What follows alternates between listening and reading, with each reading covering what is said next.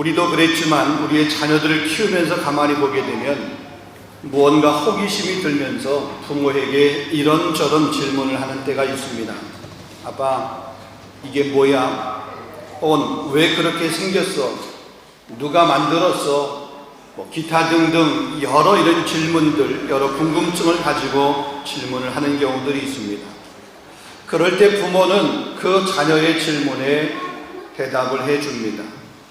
그런데 때로 즉답을 피하고 스스로 그 질문에 답을 이렇게 할 수 있도록, 답을 찾아갈 수 있도록 때로 기다리고 혹은 반대로 역으로 그 자녀에게 질문을 하는 경우들이 있습니다. 네, 여러분, 이렇게 자녀들이 질문하는 이런 질문들을 가만히 보게 되면 모든 인간들이 갖는 그런 보편적인 질문과도 같은 것을 보게 됩니다. 나는 누구인가? 어디로부터 와서 어디로 가는가?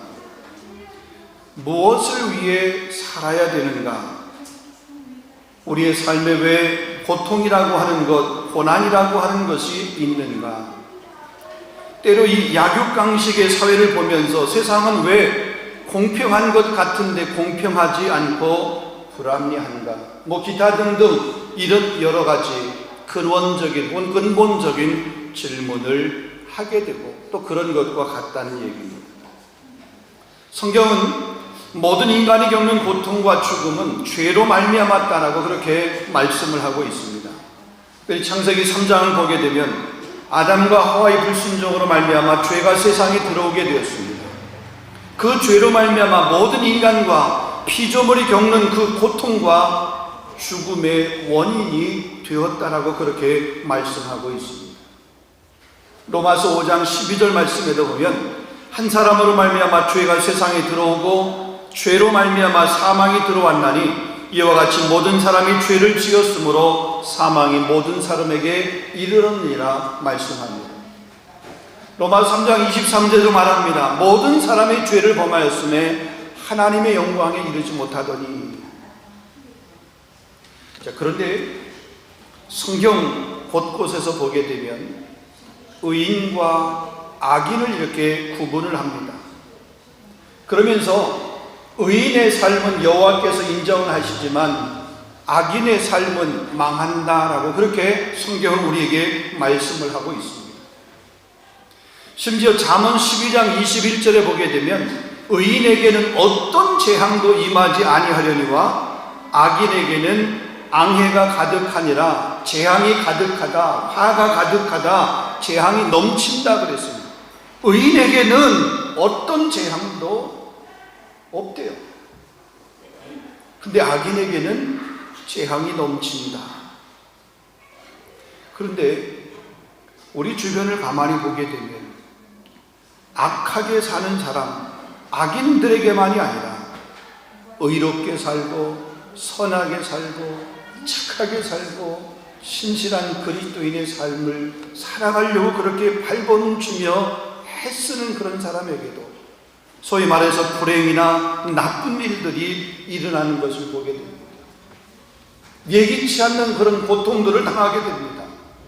불의의 사고를 이런 의인들에게도 선을 행하는 사람에게도 믿는 믿음의 자녀에게도 이런 일들이 일어나게 된다는 거죠.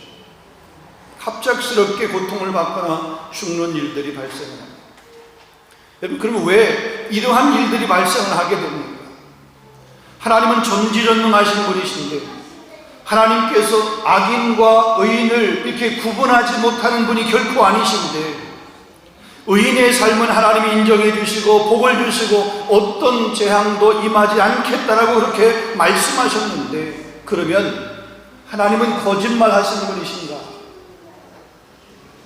세상의 모든 일이 하나님의 섭리 안에서 이루어지고 하나님이 허락지 아니하시면 저 참새 한 마리도 그냥 떨어지는 법이 없는데 이 모든 것이 하나님의 계획 안에 있는 것이고 하나님이 주관하시는 것이고 하나님이 허락하신 것일진데 그러면 그렇게 잘못된 것 혹은 고통당한 것 혹은 불의의 사고를 겪은 것 혹은 안 좋은 그 어떤 일에 대한 책임은 다 하나님에게 있구나. 우리가 갖고 있는 이 고통과 아픔, 이 비극, 심지어 죽음까지도 그러면은 다 우리 책임이 아니네, 하나님의 책임이네, 그렇게 생각을 하면서 때로 하나님 앞에 책임을 전가할 수 있습니다. 하나님, 어떻게 그러실 수 있습니까? 여러분, 이 말도 보면 하나님 앞에 책임을 전가하는 그런 말이기도 합니다. 하나님을 향해서 원망의 한마디를 토설하는 이것도 가만히 보게 되면, 아니 그 책임 당신에게 있는데 왜 내게 이런 고통과 아픔을 주셨냐, 이러면서 원망을 할 수가 있는 거죠. 여러분, 이런 책임 전가의 원조를 얘기하라고 그러면 우리 인류의 조상인 아담 할아버지를 얘기할 수 있습니다. 선악을 알게 하는 열매를 따먹는 것은 그것을 책망하게 될 때에 아담이 하나님 앞에 이렇게 말합니다. 당신이 만들어주신 그 여자 때문에, 하와 때문에 그랬다라고 핑계하는 모습을 보게 됩니다. 아니, 좀 더 자세히 말하게 되면 하와를 만들어주신 당신 때문에 선악을 알게 하는 나무의 열매를 따먹었다, 책임을 전가하는 것 하나님 때문입니다, 당신 때문입니다, 이렇게 책임을 전가하는 것입니다. 하와는 사단이 나를 꾀임으로 말미암아 내가 먹었다라고 역시 하와도 뱀에게 책임을 전가했습니다. 근데 논리를 보면 맞습니다. 그런데 이러한 대답은 참으로 무지하고 어리석은 대답입니다. 선악과를 따먹을 줄 알면서 왜 그 선악과를 만드셔서 우리를 죄인으로 만들었냐고 그렇게 항변하는 것과 같습니다. 자기가 잘못을 해놓고 부모에게 왜 나를 낳았습니까? 라고 이렇게 부모를 원망하는 것, 부모에게 책임을 전가하는 것과 같은 것이라는 얘기죠. 하나님께서 세상을 통치하시고 다스리는 방법을 우리가 다 이해할 수는 없습니다. 우리의 이해를 초월하여 행하시는 일들이 너무나 많이 있습니다. 그러기에 우리 삶의 주변에서 일어나는 그 일을 가지고 우리는 하나님 앞에 책임을 돌릴 수 없으며 또 그분에게 책임을 돌려서도 안 됩니다. 하나님에게 문제가 있는 것이 아닙니다. 문제가 있다라고 그러면 우리에게 문제가 있는 거죠. 오늘 본문 욥기 38장, 이 38장부터 39장, 40장, 41장, 그 42장까지는 하나님께서 욥에게 임하셔서 욥이 그의 세 친구 엘리바스와 빌닷과 소발 사이에 있었던 여러 그런 논쟁들, 그 다음에 이 엘리후와 있었던 이런 논쟁들, 변론들에 대해서 그 논쟁들을 해결해 주시는 그런 내용이 이 마지막 부분에 기록이 되어 있습니다. 자, 그런데 놀라운 사실이 있습니다. 하나님께서 욥에게 나타나셔서 하신 말씀 중에 욥이 그들의 친구들과 변론하면서 논쟁했던 그런 주제에 관해서, 그 문제에 관해서는 한마디의 대답도 하지 않으십니다. 다만 그 긴 장에 기록이 되어 있는 내용은 하나님 자신이 누구신가, 이거에 대해서 이 욥에게 계속해서 묻고 설명을 하고 있는 것을 보게 됩니다. 하나님 자신이 어떤 분이신지에 대해서 계시하고 있는 거죠. 여러분, 이것을 우리가 이렇게 생각을 해보면 되겠습니다. 우리가 가지고 있는 문제에 대한 해답은 우리가 그 문제에 대해서 직접 듣고자 하는 것에 있는 것이 아니고 오히려 하나님이 어떤 분이신지 그분에 대해서 알므로 우리 문제가 해결될 수 있다.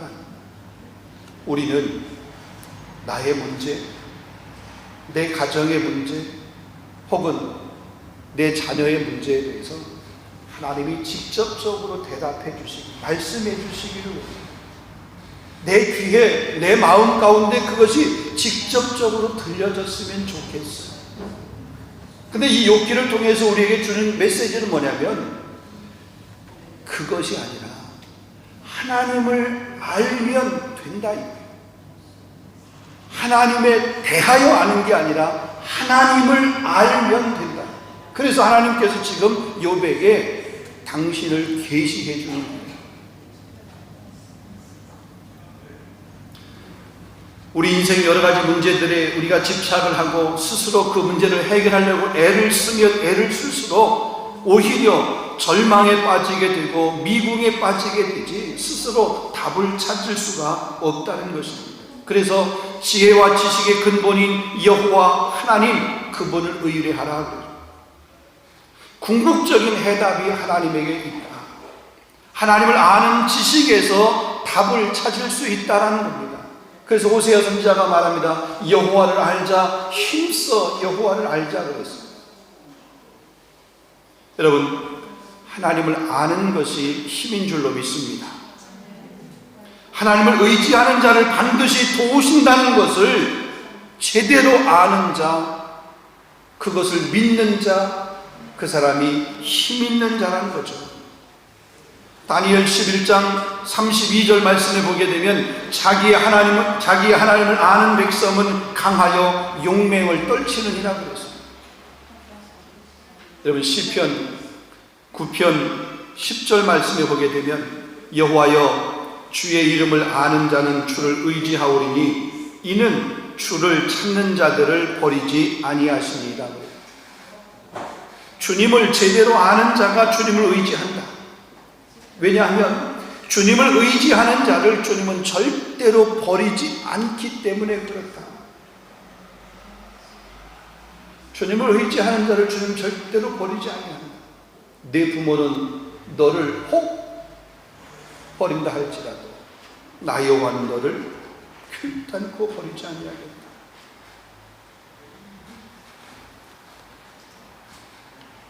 자, 오늘 본문의 주인공인 욥. 이 욥은 어떤 사람입니까? 우리가 잘 아는 것처럼 욥기 1장을 보게 되면 욥은 순전하고 정직하고 하나님을 경외하면서 악에서 떠난 사람이다라고 그렇게 이야기하고 있습니다. 욥기 1장 1절입니다. 우스 땅의 욥이라 불리는 사람이 있었는데 그 사람은 온전하고 정직하여 하나님을 경외하고 악에서 떠난 자다. 근데 그와 같은 욥에게 어떤 일이 발생하게 되냐면 하루아침에 그의 전 재산, 저의 소유물이 사라졌습니다. 10명의 자녀들이 있었는데 아들의 집에 모여서 음식을 먹다가 지붕이 무너져서 하루아침에 그 10명의 아들이 죽었습니다. 설상가상으로 몸에는 악창이 나서 진물이 질질 흐르게 됩니다. 아내도 하나님을 저주하고 원망을 하고 죽으라고 그러면서 이 욥 곁을 떠나고 말았습니다. 친구들이 찾아왔습니다. 친구들이 찾아와서 처음 7일 동안은 욥의 그 슬픔을 위로하면서 옆에서 침묵하면서 가만히 그냥 있어 주었습니다. 그런데 그 후로 위로는커녕 욥의 마음을 후벼 패는 그런 질문들을 하기 시작합니다. 내가 죄가 없으면 이런 일을 당하지 않았을 텐데 내가 죄가 있어서 하나님께 벌을 받는 거구나. 하나님이 이유 없이 고난을 주시지 않는데 내가 이 고난을 당하는 것을 보면 분명한 이유가 있다. 네가 그동안 의인이라고 그렇게 했는데 너는 가짜였구나. 진짜 의인이 아니었구나. 그러면서 욥을 공격을 하기로 시작합니다. 세상에 의인이 어디 있느냐? 없어. 내 죄를 우리에게 말해봐. 이러면서 이 욥을 향해서 공격을 합니다. 다그칩니다. 몰아칩니다. 한 번 그런 것이 아닙니다. 이들이 번갈아 가면서 찾아와서 엘리바스가 찾아오고 빌닷이 찾아오고 소발이 찾아오고 이들이 3번씩이나 번갈아가며 찾아와가지고 이 욥에게 계속해서 이런 이야기를 합니다. 너 우리에게 숨긴 죄가 있지? 너 하나님도 속인 거 있지? 말해봐. 그거 없이 네가 어떻게 이런 고통을 당해? 이런 고난을 당해? 아니 우리는 멀쩡한데 왜 너는 그런 고통을 당해? 그러면서 그 욥의 그 아픔, 욥의 그 고통을 더 크게 만드는 그런 모습. 자, 이렇게 힘들고 어려운 긴 시간을 보내면서 욥이 그의 3명의 친구들과 논쟁을 하고 변론을 하는 동안 하나님은 어떻게 하셨습니까? 욥기 1장부터 시작해서 욥기 37장까지 보면 그렇게 고통 가운데 변론하는 그 욥에게 하나님은 침묵하셨습니다. 욥이 그렇게 알기를 원했던 그 곤경의 이유에 대해서 하나님은 아무 답을 하지 않으셨습니다. 그러고 이제 욥기 38장에 와서 하나님이 말씀을 하십니다. 욥이 그렇게 알고 싶었던, 욥이 그렇게 듣고 싶었던, 다른 친구들과 그렇게 변론했던 그 주제에 관해서 답을 말씀하시는 것이 아니라 오히려 하나님께서 욥에게 반문, 질문을 하면서 그 질문에 답을 하라고 똑같이 이야기합니다. 무언가 말씀해 주실 만도 합니다.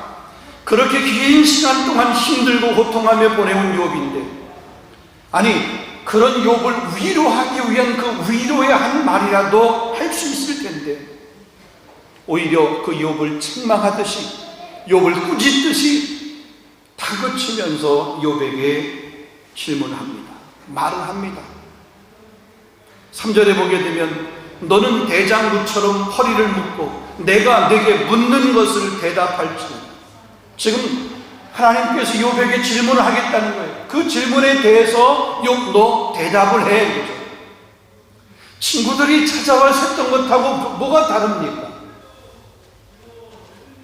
어쩌면 그 하나님으로부터 위로를 기대했을 욥인데 위로는커녕 오히려 친구들이 질문하고 친구들이 공격했던 것보다 더 부담스러운 질문을 받게 된 겁니다. 그러면서 너는 내가 내게 묻는 것에 대해서 대답을 하라. 이렇게 하나님이 말씀을 하시는 거예요. 자, 그러면 하나님께서 욥에게 질문한 것이 무엇이냐는 거죠. 무엇을 욥에게 질문했냐? 보면 4절에서 6절을 보면 그 질문의 내용이 나와 있습니다. 내가 땅에 기초를 놓을 때에 네가 어디 있었느냐? 네가 깨달아 알았거든 말할지니라. 누가 그것의 도량법을 정하였는지, 누가 그 줄을 그 위에 띄웠는지 네가 아느냐? 그것의 주초는 무엇 위에 세워졌으며 그 모퉁이 돌을 누가 놓았느냐? 너는 내게 답을 하라.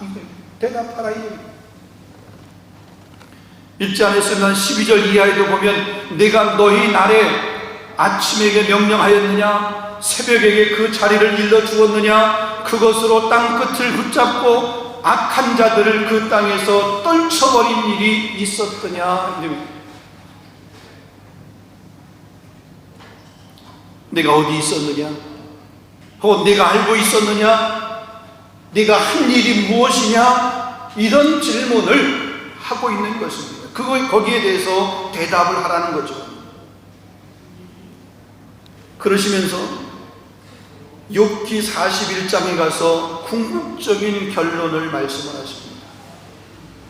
우리가 세상에서 감당할 수 없는 그 모든 일들, 우리가 이해할 수 없는 그 모든 일들, 온갖 불의가 난무하고 불법이 판을 치며 악이 승리하는 것 같지만 결국은 전능하신 하나님께서 이 온갖 불의를 정당하게 심판하시고 의인이 최후의 승리를 하게 된다. 의인은 복을 받게 된다. 이 말씀을 결론적으로, 궁극적으로 하시는 것을 보게 됩니다. 아닌 것 같지? 세상을 보면, 너의 삶을 보면 내가 이렇게 할 것 아닌 것 같이, 세상의 끝이 없을 것 같이, 결산의 때가 안 올 것 같지, 네가 못 본 것 같지, 혹은 모르는 것 같지, 아니야. 반드시 그 끝은 있어. 반드시 심판은 있어. 행한 대로 갚아주고 심은 대로 거두게 해주고, 불의가 지금 승리한 것 같지?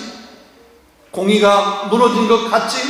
무너진 공의가 다시 세워지고 불의로 삶을 일삼은 삶은 반드시 그 불의 때문에 심판받게 되는 것.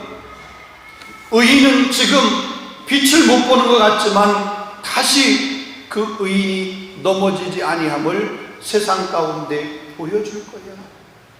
이것을 결론적으로 말씀하신 겁니다.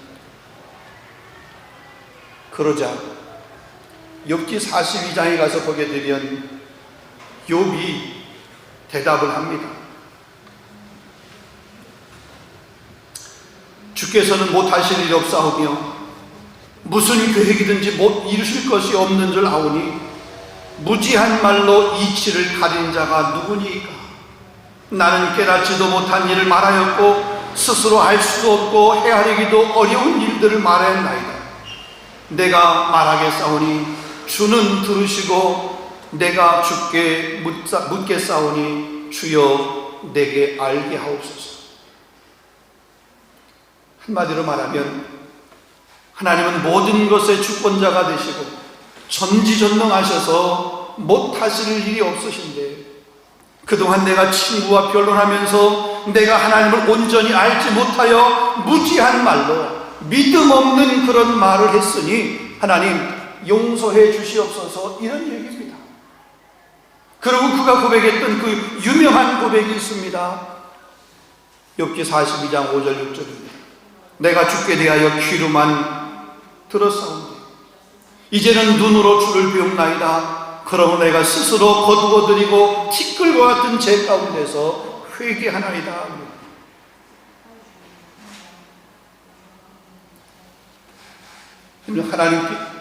하나님께서 욥에게 질문하십니다. 땅에 기초를 놓을 때 네가 어디 있었느냐? 네가 깨달았거든 말할지어다. 이 말은 내가 세상을 창조하고 있었을 때에 너는 어디 있었느냐? 이런 질문입니다. 시간에 대한 물음이죠. 하나님은 그 시간의 주인이시라는 겁니다. 처음과 나중이 되신다는 겁니다.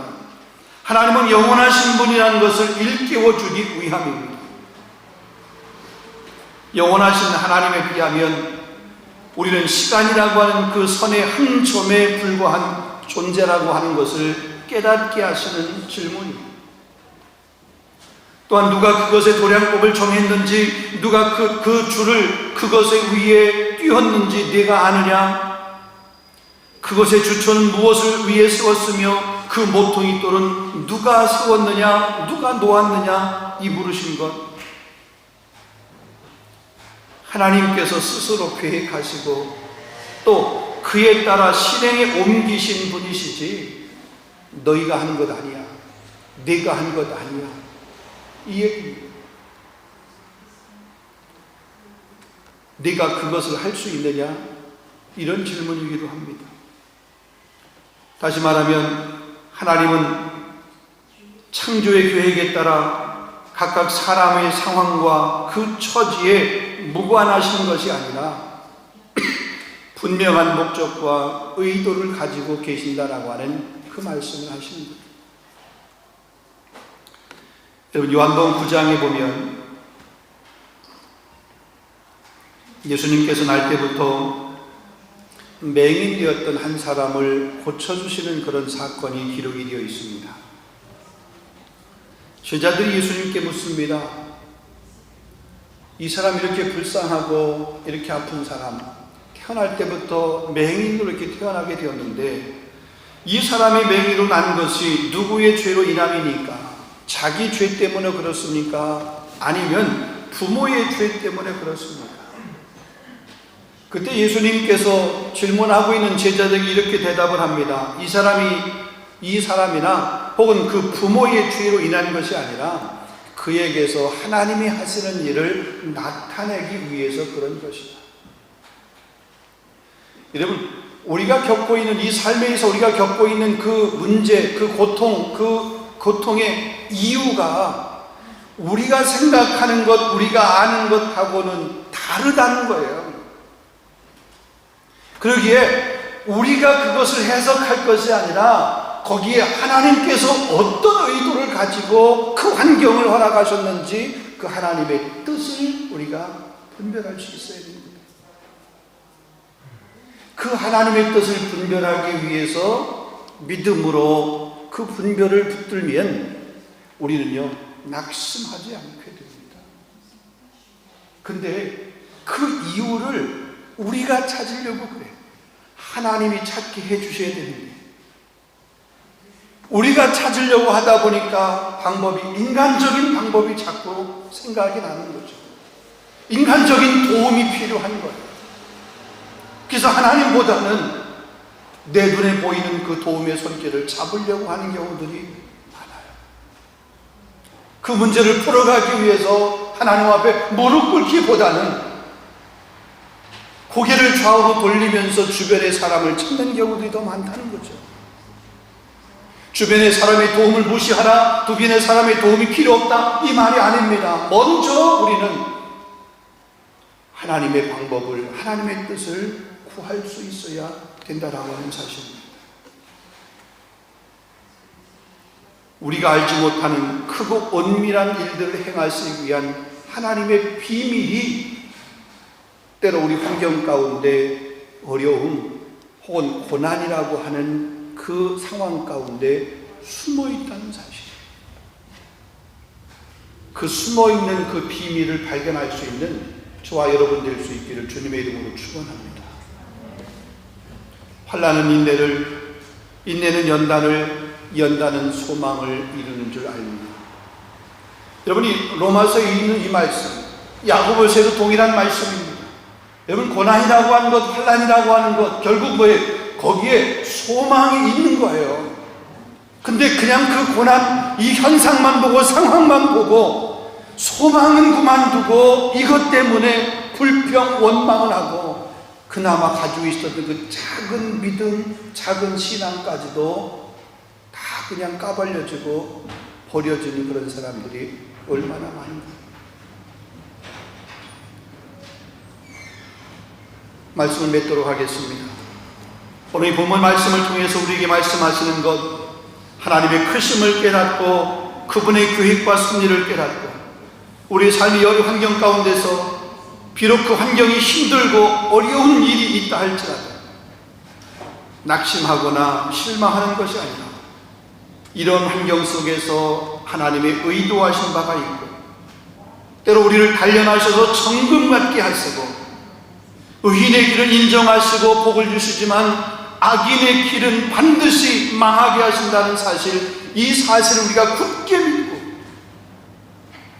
하나님의 섭리 가운데 우리의 삶을 맡기라고 하는 그런 메시지입니다. 나는 그 하나님의 계획 앞에 나는 아무것도 아닙니다. 하나님께서 그 천지 만물을 창조하실 그때 나는 거기에 없었습니다.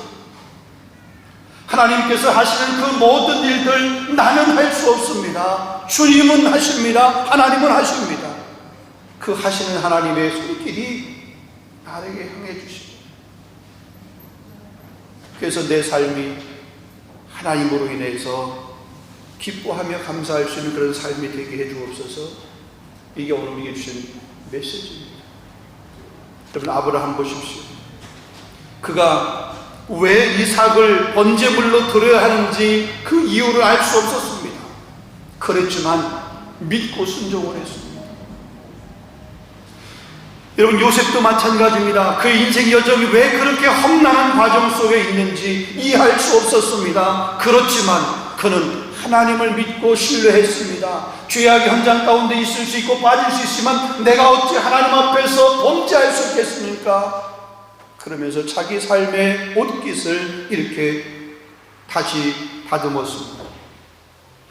오늘 말씀의 주인공인 욥도 역시 마찬가지입니다. 그가 그렇게 오랜 시간 동안 친구들과 변론하면서 때로는 힘들었습니다. 외로웠습니다. 답을 찾기 위해서 그렇게 애를 썼었습니다. 근데 하나님께서 나타나셔서 말씀하시는데 그 고민에 대한, 그 고통에 대한 즉답이 아니라 하나님이 자기 계신 내가 누구인가 하나님에 대해서만 말씀하셔요. 그 하나님에 대해서만 말씀하셨는데도 불구하고 욥은 자기 삶에 있어서, 자기 문제에 있어서 해결점을 찾는 거예요. 여러분, 하나님을 알기에 힘쓰는 저와 여러분이 될 수 있기를 주님의 이름으로 축원합니다. 답은 내게 있지 않습니다. 한번 따라하게. 답은 하나님에게 있다. 믿으시기 바랍니다. 기도하겠습니다. 걸어가신 아버지 하나님, 욥이 그 긴 시간 동안 겪었던 그 고난과 그 고통과 아픔, 그 고통의 이유가 뭔지 때로 친구들과 오랜 시간 동안 변론하면서 그 문제의 답을 얻기를 애를 썼지만 그 답은 결국 자신의 삶에 있는 것이 아니라 하나님을 어떻게 아느냐, 거기에 답이 있었던 것을 깨닫고 내가 귀로만 들었던 그 하나님, 이제 내가 눈으로 그 하나님을 배우는다라고 그 고백했던 그 고백이 우리의 고백이 될 수 있도록 인도하여 주시옵소서. 이유 없이 혹은 이유가 분명하게 우리 삶 가운데서 겪는 그 어려움과 고난 가운데서도 인간적인 방법이 해결 방법이 아닌 그 해결이 하나님 앞에 있음을 깨닫고 하나님은 의인을 반드시 복을 주지만 악인들은 반드시 심판하신다고 하신 이 말씀들을 붙들고 의인의 반열에서는 의인의 삶을 살아갈 수 있는 우리 모든 권속들이 다 될 수 있도록 은혜를 베풀어 주옵소서. 하나님, 코로나 환경이 장기화되면서 성도의 삶 가운데 여러 가지 많은 어려움으로 힘들어하는 가정들도 있습니다. 찾아가 위로하여 주시옵소서. 인내하게 하시며 그 인내를 통해서 소망을 품을 수 있도록 하나님 역사하여 주옵시고, 특별히 복중의 태중의 귀한 생명을 잉태하고 있는 그 성도의 가정 가운데 하나님께서 은혜 주셔서 태중에 있을 때, 복중에 있을 때보다 큰 자로 축복하여 주옵시고, 우리의 다음 세 우리 자녀들 축복하셔서 우리의 기쁨이 되게 하시고 우리 교회의 기쁨이 되게 하시고 하나님 앞에 큰 영광이 되게 해 주옵소서. 예수 그리스도 이름으로 감사하며 기도하옵나이다. 아멘.